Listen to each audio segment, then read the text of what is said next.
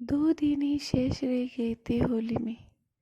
प्रतिज्ञा हर साल की तरह रसोई में गुजिया बना रही थी और साथ ही होली के लोकगीत भी गुनगुना रही थी। 2 ही प्राणी तो थे घर में, प्रतिज्ञा और उनके पति कार्तिक।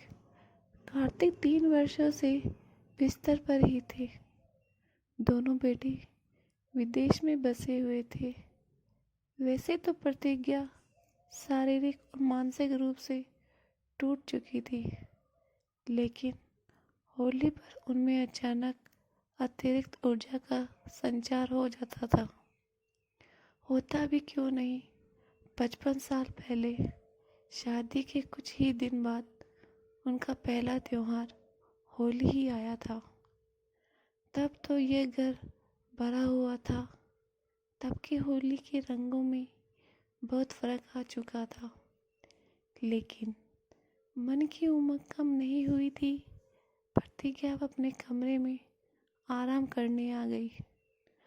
आंख बंद करते ही पूरी जिंदगी चलचित्र की बातें गुजरती गई। एक झपकी ही आई होगी कि दरवाजे की घंटी बजी।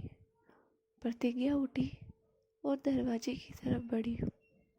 दरवाजा खोलते ही एक शोर सा उठा और प्रतिज्ञा गुलाल से नहा गई। शोर के बीच आवाज उभरी, हैप्पी होली अम्मा। उनके पोते की आवाज थी। दरवाजे पर छोटा बेटा सपरिवार था। अचानक आए ऐसे अप्रत्याशित पलों ने प्रतिज्ञा की आंखों से आंसू बहने लगे। घर की दीवारें फिर से रंग बिरंगी हो गई थी। एक बार फिर होली खुशियों की सौगात लाई थी। कुछ देर बाद प्रतिज्ञा वापस रसोई में आई। अब दुगने जोश के साथ और भी गुंजिया बनाने में जुट गई। होठों पर अब फिर से होली के गीत थे, लेकिन अब खुशी के होली के रंगों से भरे हुए थे, चिंता के नहीं। होली के रंग तभी बिखरते हैं जब अपने सब साथ होते हैं।